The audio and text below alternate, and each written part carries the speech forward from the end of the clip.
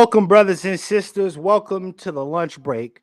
We are in a world where Black empowerment requires our full effort 24/7, 365. The job is daunting, stressful, and sometimes thankless, but have a seat. This is your lunch break. I'm your server, Jay, and I'm joined by, want to introduce yourself, gentlemen? Ikis And Black Ice. from the Black Narrative. Yeah, you probably seen these guys a couple of times. So the premise of the way the show is set up is basically a time for us to talk about popular Black culture topics, but in just a less informal way. You know, not so hardcore all the time, but it's still uncode. It's still B1, and so we're gonna get started. So what I'm gonna do is lunchbox right now. This is our first episode, so 1 second, folks.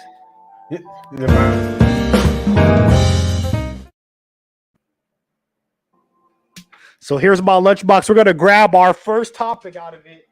Yo, the lunchbox got a mic. We got a lot to say today. The lunchbox muted the mic. I ain't gonna mute the damn lunchbox. That's funny. All right, so the first topic of today. Okay, I just took these dudes off the camera since they think it's funny hour. The first topic of the day is the Juneteenth ice cream fiasco. Man. Now, if you see the Black Narrative, you know how hard these guys was going on the Juneteenth ice cream fiasco. So, what are your thoughts on it, Keith and the Black Guys? What do you think about the Juneteenth ice cream joint? Yo, I was amused by people who were pissed at it because I feel like the most people who were pissed about it was the one who voted for this crap. My main thing was the fact that, first off, everybody's upset about all the wrong things. You put out some ice cream and plates with the Pan-African flag on it, and now everybody's up in a tizzy. But Biden does absolutely nothing for the Black community. Matter of fact, he disses us the first time that he gets a chance to when he had all the quote-unquote Black leaders. Yeah. And nobody's upset. No. The same people are fine with that. But this, Keith was mad because he couldn't eat it. That's really my issue. He couldn't get it over his.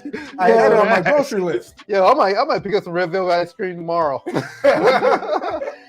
but you know what tripped me out? Because so many Black people was like, yo, man, Juneteenth is sacred, but yet you beg the government to recognize it. So it's going to get exploited like every other federal holiday, for one. And two, the same people that come 4th of July, they're going to have their 4th of July pants on, having their barbecue, celebrate their freedom. Yep. Hold on. Who said, you saying that Black people beg for Juneteenth? Who? Al Sharpton? Yeah. Jesse Think about it. Like even the woman openly. You gotta think about it. Someone had to lobby for that for it to be turned to a federal holiday. Somebody had kept lobbying for it, and they were lobbying for it for almost 20 years.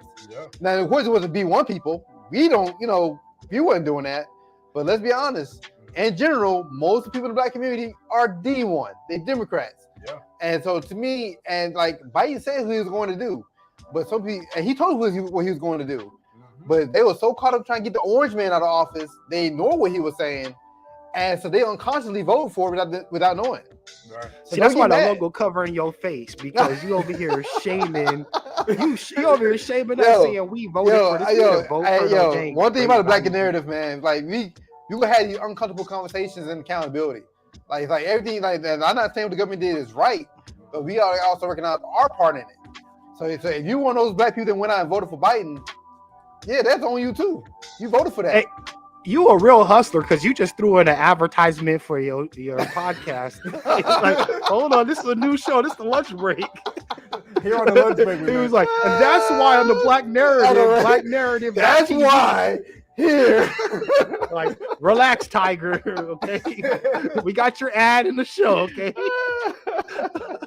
But overall, I just feel like it sucks, and but I think you made a good point on that other show that y'all do or whatever. Oh no, the Black Narrative. But you guys made a good point. If it's a holiday, you should expect that they're going to try to monetize it. They do that with every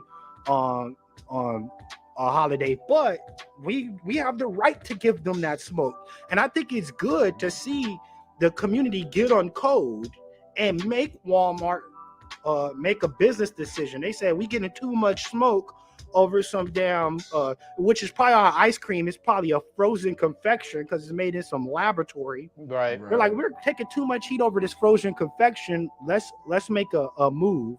Let's take it off the shelf. So I think that was awesome to see Black people working together to make some change, even if it's this small, because we could start seeing small wins like this and get bigger wins. Like if we get Marcel in office, that'd be a huge win. You got something to say, Keith? Yeah, that's one thing I did, because I don't have a face. I can't really indicate when I'm about to speak, but that is a really good point. Is the mobilization is kind of a silver lining to all this, and I'll say it because if when we all come together, and I was even meditating on it today, when we all come together and we become have that nationalistic mindset, even though we might not have an official land, we're able to get a lot of things done, and we will be able to shake nations. I truly believe. But the issue is the mindset. So having that same mobilization with the right mindset and code, which in the future we will have, but this is a good silver. You know what, man? Time's up, fellas. On to the next subject.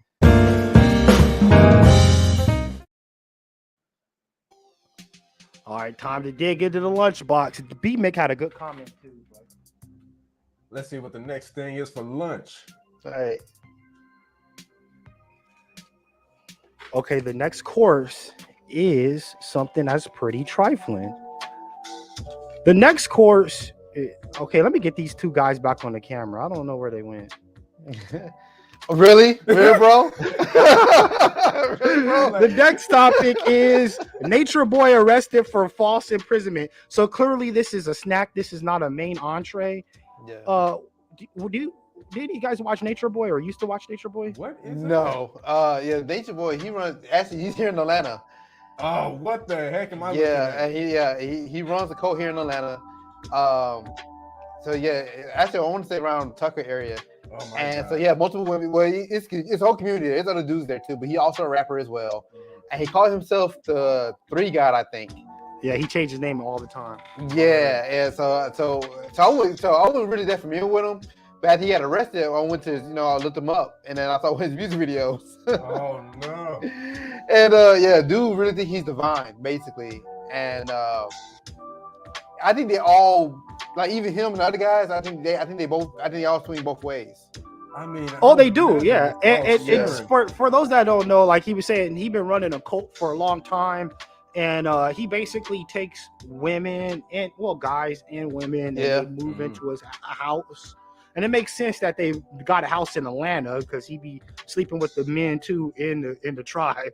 Yeah, yeah. I'm in. Like even all the men look the same. Like they all younger guys, type physiques, 6-pack, whatever. That's like odd. The fact that he has men in a harem. That is absolutely insane. Yeah, he's so basically what happened is this dude, he had one of his ladies come in and. She left the cult and she told on him, and now he's arrested. And this looks like this might be the final the TKO for Nature Boy, and this little harem he got going on. And I used to deep down, like when he first started, I had some like modicum of respect for him because I'm like, this is basically just pimping. But as I started seeing more of his behaviors, I'm like, this dude is a devil. Like, he abuses the women. He abuses everybody in that house. He disrespects them. He breaks down their self-esteem. They say it's all about nature, but at the end of the day, it's not about nature. It's a sex cult. All he's doing is having sex with everybody in the cult. And then he manipulates them and gaslights them into continuously having sex with them. And so I'm glad he's finally getting his issue. He's no good for the community, and I hope he gets put away permanently so that he can stop abusing people. But I gotta say this: he's abusing people, but the people he's abusing, I don't feel like they're victims because they stay there willingly. And then they perpetuate the abuse amongst one Mhm. another. It's not like they're just being abused and they're victims. They start reinforcing the abuse. And Yeah. it's kind of like Mhm. the black community. We're abused, and sometimes we reinforce the Yes. abuse on one another. Like some of the coons come around and propagate the abuse. Well, You got a thought? yeah, you said a really good point because you said it's basically pimping. When you look at a lot of, unfortunately, the spiritual places that we have, be it the Christian church, be it these different camps, be it whatever, oftentimes it is like a form of pimping. Sadly, and of course, we're Hebrew Israelites, so we believe in the Bible, we believe in the Most High, but it is just crazy to see how this happens constantly on a small scale and a large scale, and they do use the same kind of tactics as pimps to manipulate the people, and oftentimes most of their most devout membership, is the women. Yeah. So And he took the resources too. Like they had to give up their ending their own money, of course, stuff like that. of course Yep. he did. He uses the same tactics as pastors and preachers. How about that? Giving up your Exactly. money, having to worship him. Mhm. And we got to have that conversation one of these episodes. We gotta have a conversation on religion. We actually even have an episode talking about cults, Yeah. because it is a very big thing in the black community, unfortunately, and it's something that sweeps us. So I mean, look, it's a history of it. Well, YBY, the Nuwabians, the Nature Boy now, Jim Jones. Jim Jones, the Well, IUIC. that's it for this topic. Now we're back at the lunchbox. I muted the lunchbox's mic. I know, right? I feel like the lunchbox got plenty to say, and probably upset that you got to mute it right now. I'm pretty sure the Lunchbox has some good Does insight. Keith take his head wrap off in church? Or he just be sitting in the pews like that. They're like, who is this guy? Well, shoot, I ain't in one no more. So Right. Okay, so I need the next topic is Jim Clyburn and the fish fry of doom. So I so really if want you guys more insight on this. pool summer has extended into the spring, and what we saw is Marcel Dixon, Jason Black, and a bunch of other Beat One people stormed the fish fry. And the most disappointing thing for me in this was that the fish wasn't good. Like, Marcel's always was wondering, I'm like, is the fish good at the very least? There's a lot of cooking going on, but is there a lot of seasoning going on? And the answer was no. But it was good to see B1 community pull up and make our faces be seen and let them know, like, we not just on the internet, we out here and we want our reparations. We don't want the fish. When is the election for Marcel? Is it this fall? You could vote from May 31st. But that is primary or that's the real deal? Oh, I believe it's the primary. I'm not sure. Okay. Now I feel bad, but he was on I forgot what podcast he was on, but he said you can start voting for him May 31st. I believe it's the primary. Okay. Yeah. I just saw him. I just rewatched the clip today, him on Fox Soul with Tariq Nasheed and the other two people on Fox Soul today. And an interesting conversation.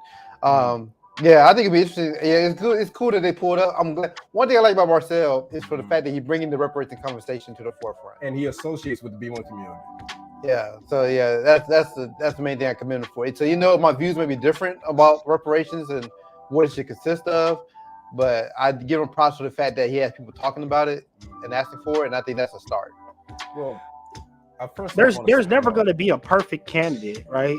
And so Marcel might like, we had some of these conversations on 6-0. Some people were saying Marcel is not supporting this cause that I want, so I can't support him. I'm like, this dude is speaking unapologetically about reparations, okay? It might not be exactly how you want it to play out, but he's still talking about the topic and he's not backing down. He's not diverting. He's not saying reparations for Black Americans and people of colors and all disabilities or whatever game they're running. So I'm like, we need to back Marcel. You know what I'm saying? And we see he's active. He's out there. And so it's really exciting times. And seeing him pull up on Jim Clyburn, that's just G'd up. You know, he's not inside the establishment, at least from what we can see. It could be like a really good CIA operation. We don't know. Yeah, facts. Yeah, because I ain't gonna lie, man. My own red flag, and I told you this before. My own red flag with him is like running under the Democratic Party. Well, I do want to chime in. But first off, I'm not surprised the fish was bad. I mean, if they're a bunch of coons, you imagine the fish would be catered for white folk. But as far as pulling up, it is really good to see that we're able to start getting these Black leaders. You know, we're starting to. First off, we're having Black leaders that are outside of the establishment, and they're actually able to come to their various events and show them like, hey, we're out here. We're out here. We have a voice, and it doesn't matter if you want to listen or not. We're going to be heard, and action is going to be brought to the table. It will be very exciting to see him win the primary and win in the general election. That would be phenomenal. Think about how much energy that would put behind B1. If he gets into office, you know how big of a strike that is on the system. The system is going. They don't want that to happen. We are going to feel so energized, and we're going to be like, hey, I need a Marcel on my side of the United States. Everybody's going to want their own Marcel, and we're going to see that if we're galvanized, not only can we get ice cream off the shelves, but we could get candidates into office that are speaking the words that we are speaking. No more false representation. No more representation matters. No, you are in those rooms saying reparations or my people are not going to vote for you. Like, I like that unapologetic energy that Marcel brings. We need more of that. It's time. It is time. It is time.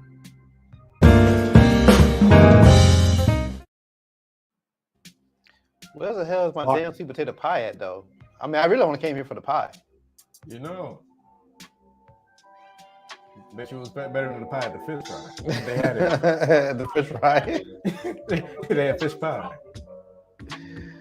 Yeah, so sweet potato pie with the fish fry would be good. Yeah. I'm not sure about theirs. And the next topic is a fun topic. Kendrick Lamar's new album. Kendrick Lamar's.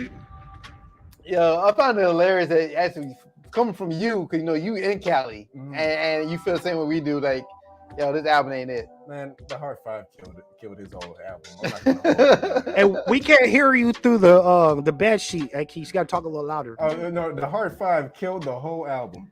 I like the Hard Five. The Hard Part 5 went off. Like that whole video. I like that. Yeah, that was better than the whole album. I agree with him. It's like you had a trailer for a movie that you thought was going to be absolutely phenomenal, and it ended up being like the Muppets. You know, it was just, how the trailer be better than the damn movie? You know what I mean? That's exactly how it was. Hold on, the beginning of the beat should have let you know. When I first heard the beginning of the heart, I didn't like it. I didn't like it until the last verse where he spoke. Hold on, real quick. Keith Weston said the Kendrick Lamar album was dope. We clearly know Kendrick Weston goes to Starbucks every day. That's where that album belongs. I mean, I would love to hear the Kendrick album where I'm like, let me get a venti macchiato soy, please. And then if you heard Kendrick in the background, you'd be like, damn, that joint is bumping. Yo, but Keith, the beat was not a fan. I like the heart. I like all the hearts, all 1 through 5. Look, because we're not. I'm a Kendrick fan. Right, they're coming from Kendrick fans. I like the heart. I like the concept. I like the video and everything. The issue, when I tell you that album, it was it was just a downhill spiral from the start. Yeah, I don't it even know was. where to Hold on, start. Keith. I got it. You know what the Kendrick downward Listen. spiral? Keith is taking this nigga's name. Keith Yo. reverse married this nigga. He took his first name. Keith, come on, bro. Yo, Keith, I have one question for you, Keith. Tell me out of all his albums, right? Tell me name one album that this album was better than. And we can include Overly Dedicated. Yeah, we include the mixtapes too. Like I guarantee you, this album that he just put out doesn't top anything that he already had. Like I put any of his stuff against that album, and it will win. Like to me, that alone proves the case. Like you cannot say that one album is so good, but it doesn't trump any of his other albums. I have a video of me listening to it when I was writing the review on 6 Zeros. Here it is. Cotton 4K. That album was boring. Yeah. I'm like, is this Billie Eilish? That album, like, if you read our review, if you read the 6 Zeros review, 6zeros.net, okay, just throwing the advertisement out there. If you look at the review, we took all the tracks and we separate them. We have 3 groups. We have, is this a song that's good to listen to on a commute? Is it a good song to listen to when you're sitting down? And is it a good song to listen to when you're doing activity? And like half of the songs were slow. 4 of the slow songs, like 9 of the songs were slow. 4 of them didn't have drums. I'm like, how you gonna have a rap album with no drums? Yeah, Come on, bro. yeah, like he pulled a Kanye because I've been watching the interview with DJ Toomp. You know, he was on the podcast here in Atlanta, and he was saying like he heard the latest he heard the Dunna album before it came out, and they were asking him like, how was it? He's like, it needs drums. Like how you put this out without drums? And then Kendrick come out and he did the exact same thing. And another thing is, what was Summer Walker doing on the album? Yeah, What song was she on? The one after the one song that was horrible. Purple Hearts. Yeah. Oh yeah, Purple Heart. Okay, with Ghostface Killer. Yeah. To me, that really just kind of showed that song, as well as Auntie Diaries, showed me that he has. I mean, this is gonna sound harsh, but I think he sold out. Yeah, remember I told you I had a red flag by him when I saw him at the Super Bowl, and his whole performance Super Bowl was a ritual. Yeah, that was really the first sign that had me questioning was going to happen. You know, now Keith, to your point, okay, you can have a whole album about spiritual energy and growth, and it can still slap. Right. Exactly. Like, you know what I'm saying? Yeah, exactly. Like, so it's like that was a perfect example. So to me, there's no excuse. And the thing with the spiritual growth is Kendrick, for some reason, was talking about praying to trees. I didn't know what that was about. When he said he was praying to the flowers and the trees, I was like, you lost me, brother. But you know what, man? I want to hear his real album. That wasn't the album he did during the pandemic. No.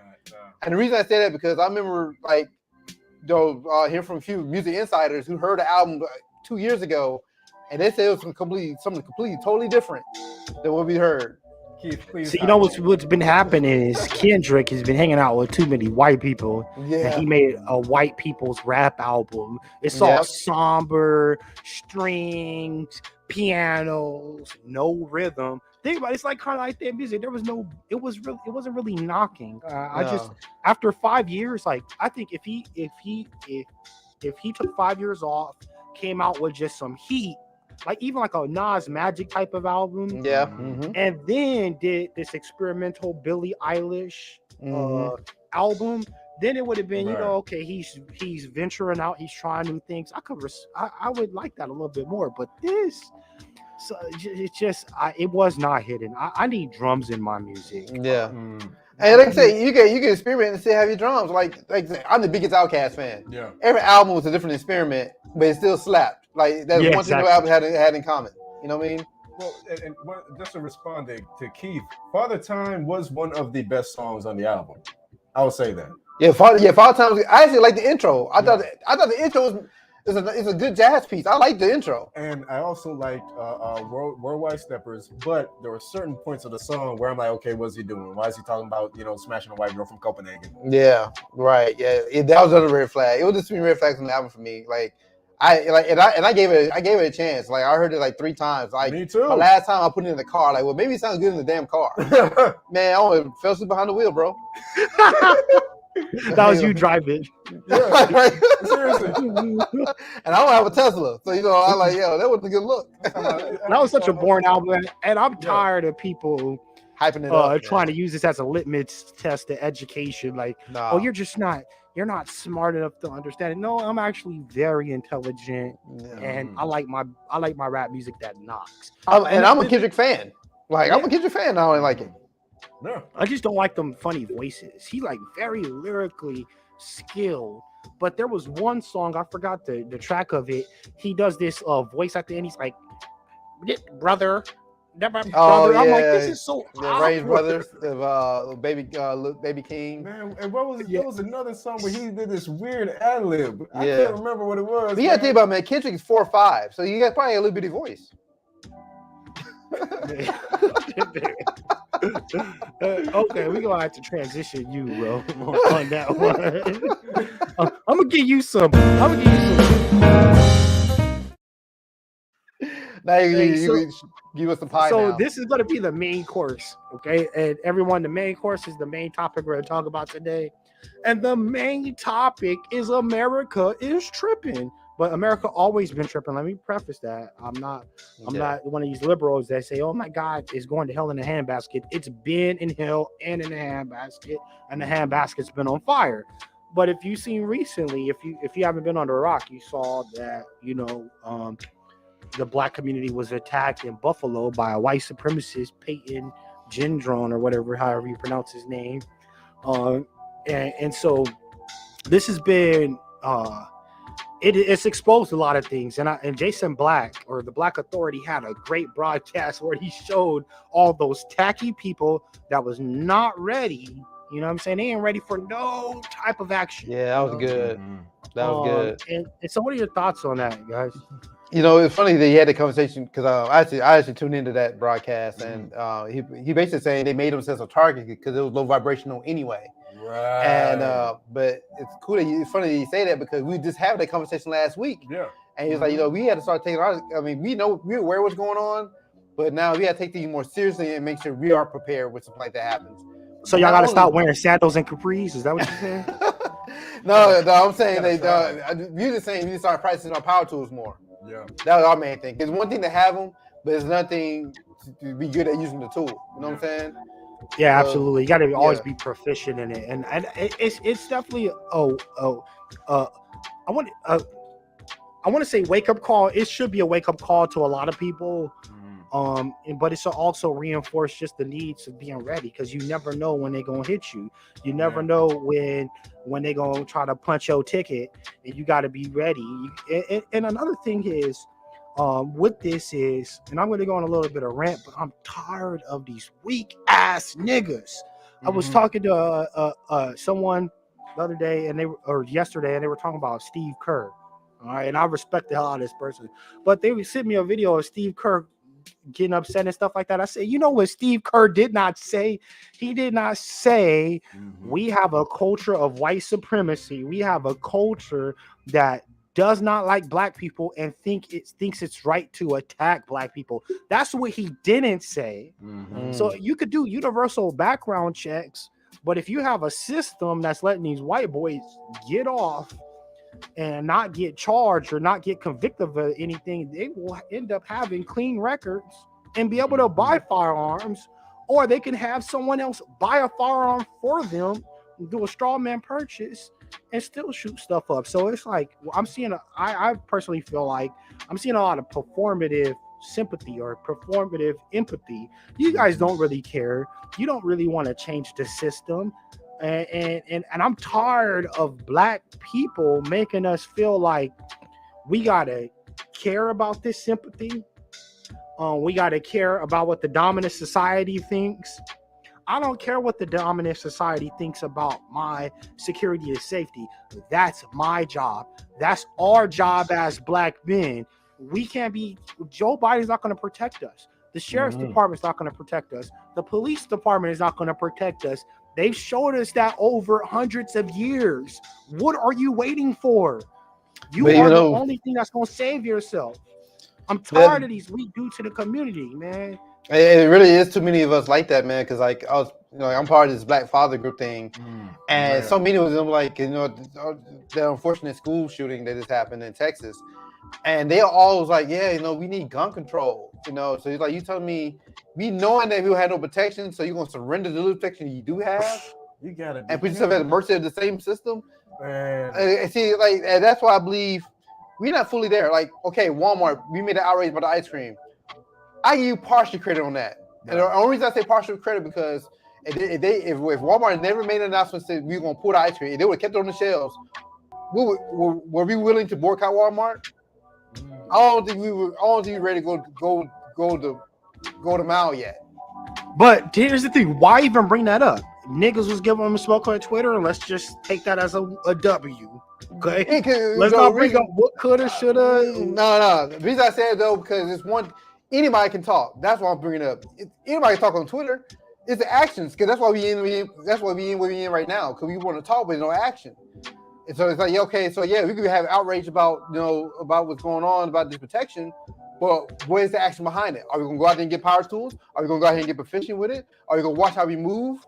Or are we just gonna talk about it? Well, but here's the thing: 10 years ago, niggas would have been buying it. So at least it's niggas would have been buying it. Talk about some Juneteenth. So at least we're seeing some forward momentum. I hear you. Yeah. But at least we're seeing some forward progress. We're seeing some forward. Like we were just talking about, niggas went to the fish fry. Yeah. Right. We out here. But those are B1 people though. Like when I speak about people not ready to go to mile, I'm mostly referring to the general black public that's not B1. I mean, because B1 getting there. Like, yeah, I acknowledge that. Like, all day long, that's a win. I'll take that dub. But I'm talking about the general masses. We far from. But the thing about it, we need them to get to where we're going. B1 I don't think so. We need that critical mass. Do you really think that all white people was with the Boston Tea Party? No. Do you think all white people was on the Revolutionary War? There was a lot of white people. Hey, let's not fight Britain. You know what I'm saying? But there was those leaders in the community. I said, no, F Britain, and we're fighting Britain. And the masses just have to go along with it, and that's the same. That's the same thing we're going to see in our community. Those busters in our community. Some of them we're not going to be able to change. Like we saw a post on 6zeros.net real quick. Hold that thought. There was a post on. This is kind of random, but let's not let it get off track. Yeah. There was a post on 6zeros where this lady was twerking. Her daughter was twerking and she got evicted out of the apartment. Some of these people ain't gonna be saved. They go get evicted off the earth, and that's just fine. Mm-hmm. We need the critical few that are gonna listen, and we need to move them with us. The general mass, they're dead weight. Yeah, I mean, I admit most of them they're gonna die. Well, go ahead. May I talk? All right. So I do want to kind of bring those two together because what Jay said and what you said were both very good points, and I do think there's a crossroad between them. First off, when it comes to the whole thing of the critical mass, that's one thing that I would love for the black community, for the B1 community specifically, to realize is a lot of the black community is not B1. Yep. That's one thing that we have to. Now you see, Jason Black, you see Tariq Nasheed, and you see all these numbers, and it will make you think that, we're at this point. You gotta think there's a lot of casual listeners, and you have to really kind of realize where we're at. We're still a small number, even though we are growing in prominence. And as far as what you said about Black Ice, about being prepared, I remember I was watching this movie, The Hateful Eight, by Tarantino. Right. And of course, it's a fictional movie. Right. But I remember when they picked up this redneck in the middle of the Wyoming wilderness, and he was talking about, he was basically a rebel. Of course, this a long ass story. I gotta tie it all together. I gotta make it for the time I wasn't talking. But you had he fought with this Confederacy. They had a rebellion against the Union, and he was a part of it. And him and his father. And he said while in the carriage that we had to make sure that something along the lines of we had to make sure that black people are afraid, because when black folk are afraid, that's when you're able to quell them. And we have to realize that even though this is a fictional movie, that mindset has been in their psyche for hundreds of years. So this is a declaration of war. They've been trying to declare war on us from a long time. The Charleston shooting, for example, this is just an extension of that. These are not separate incidents. This is one big long line of insurrections against us, and we have to start realizing that this is war. This is them. They're coming for us. They've been coming for us, and there's going to be a time when there's going to be a combination of that critical mass, as well as that exhaustion. You know what? I have a better, tighter example: the plantation. When the slaves in the field was time to revolt, we all know like the house slaves couldn't be trusted, right? They were a threat, right? And basically, for to have a successful revolt, the house ones had to die because they're preventing the plan from going forward. You know what I'm saying? So I believe if greater masses don't change their mindset, they will have to gather. That means that they're the enemy, and we exactly. have to realize that. And that's why I like history, and I always wonder why when new leaders get in charge they purge, right? And the ones that don't purge, they always get. Patrice Lumumba did not purge. One of them coons sold them out. Right. Thomas Sankara. We see across the board. There's a reason why when Stalin got into office, he purged. So you can't keep these people with sympathies and all this floating around us. And that's why B1 is important. This is and I'm going to make a video on this. This is one of the critical missteps we've always made. We always felt that if you have the same skin tone as us, you have the same ideology. That's the problem with Pan-Africanism. Pan-Africanism assumed that we all saw white supremacy the same way. And so you saw, this dude's black, I'm black. Hey, we all see it the same way. But some black people were like, damn, white people are powerful. I need to figure out how to get closer to white people. And we thought, hey, we need to figure out how to stomp this system because it's oppressing all of us. And so you're trying to group these two conflicting ideologies together, and you're figuring out, you're like Dr. Umar, you know what I'm saying? You're like, it's just not making any sense, you know what I'm saying? So what I like about B1 is that it's ideology. You're considered because of your race, but you get to stay in the club because of your ideology. If you see white supremacy a different way, then we can't rock with you. And that's ultra important, especially now where we have ADOS, FBA, all this, where we have all these ethnic clashing and stuff like this. B1 is good because it says, hey, you black, cool. How do you think about who's our enemy? And what do you want to do with our enemy? And I definitely want to add on that because I think sometimes where people get lost in the weeds is thinking that B1 is specific to a certain region or country. We have to realize that we are a minority wherever we go. No matter how black the land, no matter how white the land is, we are a minority skin-wise and thought process-wise as well. And so we have to identify each other by the ideology, by the thought process, and that's when you're going to be able to really weed out all the coons from the FBA to the non-FBA coons. That's how I'm anti-coon. I don't really care. I'm stomp down Black America, but I'll rather take 3 riders from Zimbabwe than 1,000 Black American coons. I have no Larry Elder to me doesn't exist. Julius Malema from South Africa, man, I'll ride with him any day. Larry Elder, if Larry Elder, I'll ride against Larry Elder. We're kind of getting towards the end. And I wanted to share some amazing news from Memorial Day. JCPenney's has a sheet sale. They have 50% off sheets and additional 20% off. So do they have silk? Yeah, they have. They they have 500 Egyptian cotton, so you could be. he don't know about the upper echelon of sheets. So you got to get the Egyptian cotton, bro. Yeah, Keith, you gotta are see the Sarnetta, stitches. so this Egyptian cotton work for you. You know what I'm saying? Don't do that to me.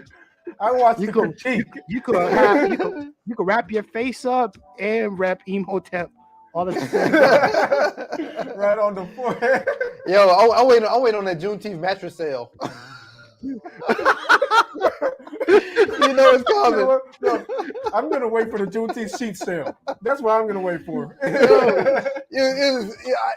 was just amazing me seeing so many people upset. I mean, yeah, you had the right to be upset, but I was like, y'all should have. We told you this 2 years. We told you this last year. This was going to happen. We told you this was going to happen. Right. Hey, you know what? I this is random, but for Memorial Day, I'm gonna go on a picnic, right? And when I was packing my bag, I was like, damn, whenever I go on a picnic, like the blanket takes up the most space. You know, I usually have my barbecue utensils and all, but the blanket is, it takes up a lot of room. And that's when it hit me. I'm like, this nigga Keith is ahead of everybody. This nigga wears a picnic blanket on his face. You had to carry it. I just love the way he set that up and then executed it. I knew it was coming. It was masterful. Oh man, he rehearsed that one. That was good. Hey, I want to see a Keith with the red and white one. You know that red and white tablecloth all the time. You should wrap yourself up. How the hell did Jay know I was going to a picnic? How the hell did he know? Are you gonna get a Juneteenth face white wrap? Sure, I might need to. Sure, with the African colors. But they're also funny with the ice cream though. They used the Pan African on the Juneteenth. Like that was all off. Like the whole entire thing. They didn't do that right. Walmart didn't know what the hell they were doing. Right. It's like it's like a typical liberal. Like they'll be trying, but it'd be all wrong because they really don't care about black people, and it just kind of comes out like. We know, and people saying, "Oh, see, that's why we need a seat at the table." But I guarantee you, it was a black person at that table. Oh, you almost. Yeah, exactly. It was a black person at the table, and they help approve this. But they don't realize that they're gonna only have black people that act and want to be like them to be at that table. It's not gonna be one person on the board of directors. Hey, you know what? Oh, I forgot. I got to give you guys the biggest props. You guys didn't have the purple light on today. Oh. Two dudes chilling together that close at night with a purple light on. I'm like, come on, man. Man, I tell you one thing, man. That lunchbox better have his mic unmuted. We gotta unmute the mic. Yeah, he wanted to say something spicy. That's why he muted him. He actually don't talk, but he the lunchbox I pulled that's what he's saying. But okay, hold on. I'm gonna turn the lunch mics. His mic is no, I can't turn his mic on. But he did tell me. He said, "Why'd you name yourself after an air freshener?" That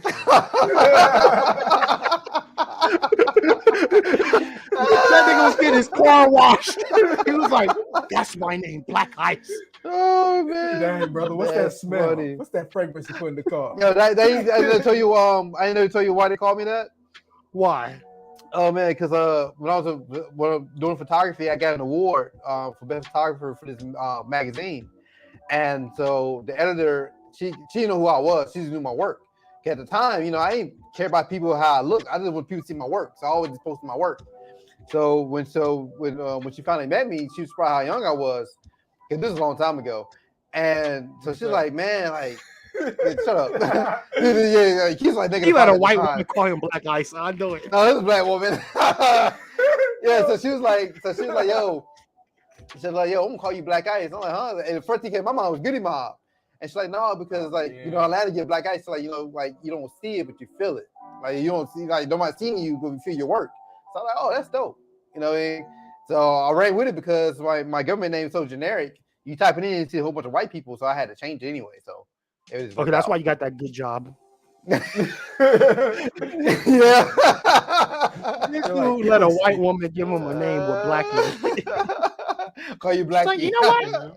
You know, Cody, You're black eyes. Because you're cold and you're black. He's like, that's it. Oh man, but yeah, when she said that, man, I was like, man, that's cold, bro. I like, yeah, I feel that, man. So, cause you know, when you young in the industry, you fight so hard to prove that you belong here. You know what I mean? So, What industry? photography and music. Oh, okay. Yeah, you know, I was just doing a lot of stuff around town, and I was using the youngest person in the room. So I was just trying to get my respect. So I was just trying to kill everybody with my work everywhere I went. You know, it didn't matter who I was like quiet, whatever. So yeah, so her and me and other people, they didn't know what I looked like or anything. They just knew my name and they just knew my work. This was in Georgia? Yeah, she's from Atlanta. So what else did you have to do as a young man trying to come up in music? Yo, it's funny, man. When You gotta have an episode on that. But my first celebrities I shot was Arrested Development. And wow. yeah, This nigga's old. I know. No, this went in their heyday. Like this is way past their prime in America. But they still go platinum. Okay. They still go platinum in Japan though. So they just come to Atlanta just to make their albums. They print them up and they take it back overseas. You know. And so once my work got around, and I started hopping in these studios. The guy did put me to the side. He was like, "Yo, know your price." You know, because like so he said some really, you know, at the time I didn't really understand, but I've seen some things that happen in the industry. The industry stuff is real, man. You know, I mean, it happened to me because you know, I'm not an artist, but you know, but I'm pretty sure Kendrick, you see what happened to Kanye and some of the other artists out here, like they pick their price. Beyonce, Jay-Z, you know, Janelle Monáe, you know, there's a price. You know, and he was like, "Yo, know your price before you go in." You know, that's a good closing thought. So know your price, everyone. Know your price. And Jason Black said this. He said the price is the price. Price is the price. Period. Yeah. Know what your price is. Don't just pull a price out the sky, but have the right price, and then don't go down on the price. So, what's your parting thoughts, fellas? Yo, man, like I'll let you go first. Yeah, well, I mean, one thing I wanted to touch on, even on the Juneteenth thing, was it's insane how we celebrate when it became a national holiday, and then as soon as it doesn't go our way, we get upset. So one thing I really like to hone in on, and I've been honing on a lot of late, is just responsibility. We all got to learn how to take more responsibility as a Black community because we've been put in a position, you know, as ex-slaves, where you know slaves didn't have you know the ability to make decisions for themselves and take responsibility and all these different things. So we got to kind of break from that mindset on a lot of different fronts. So I guess that's my closing thought. Okay. When it comes to that. Man, y'all so mad about this Juneteenth ice cream. Did y'all lose the bid to make it or something? Yo, it was a cheesecake flavor, man. You know, like honestly, I would even mad. I was the one laughing at. I was laughing at the outrage because I was like, "Yo, we said this last year." I was laughing more than anything else. I was pissing people off because I was laughing about it. So last year you said don't vote for Joe Biden because he's going to make Juneteenth ice cream. Is that what you said? No, I said when you ask for white daddy's acceptance, that's the price it's going to be. You ask them to you begging them to accept your holiday. They're going to treat you like every other holiday. Like bad people acting like they're only exploiting Juneteenth. No, you have Memorial Day sales. You have 4th of July sales. These are the same Black people. You mad because you celebrate your culture, but you go right back and celebrate their culture. Right. Like you get mad. That's what I'm saying. And I said this last year. Like we showed the footage and everything. We saw it. We watched it unfold in slow motion. And like so B1 community, they caught on, but the greater community didn't. And now they seeing it because outraged as they were, are they gonna go back and vote Democrat this fall? Yes, a video of them are. They're gonna put on their running shoes. That's my point. So you can talk all you want. What's the action behind the talking? You know, that's my parting thought. Think about your actions that behind the talking. And those are good parting thoughts. So Keith's parting thoughts was I forgot. It was he gave a whole essay. He didn't have a thought. He gave a whole presentation. He was like 500 thread count is hot as hell. That's a parting thought. Just responsibility. Yeah. So it's responsibility. It's take accountability for your actions and think like 2 moves ahead. If I do this, what's my moves 2 moves ahead? Also, like don't ask don't ask the white daddy for anything. Mhm. Because you already know if you're asking them, they're going to try to pervert it. They're going to use it against you somehow, some way. Stop expecting a good outcome from them. And my parting thought is stop. Don't let lame. How can I say it? I'm frustrated. It just gets all my cells going. Mhm. I don't like weakness. If you a weak ass dude and you a woman that's sleeping with weak ass dudes, you are our weak links. Mhm. Period. I'm tired of weak black people. Okay, we are by 2053, the median income for black Americans is going to be zero. Okay, zero. We are in the last quarter and we got like 3 minutes left and we down by like 50 points, man. We can't be weak. We can't be talking about not all of them are bad and we need to have coalitions. All that is dead. There is no coalition. There's no one that cares about us. Man, I applied for a job and this white dude told me, you know too much, that makes you unemployable. What? Wow. I have to hear that kind of like older black people tell us that we don't need to be so radical, and it's like hearing that kind of stuff. I'm supposed to be radical. Yeah. How is that supposed to be acceptable to me? And first off, why do I feel like I have to have white people validate my skills at all in the first place?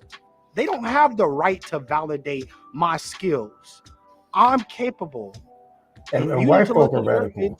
You said what? White folk are radical.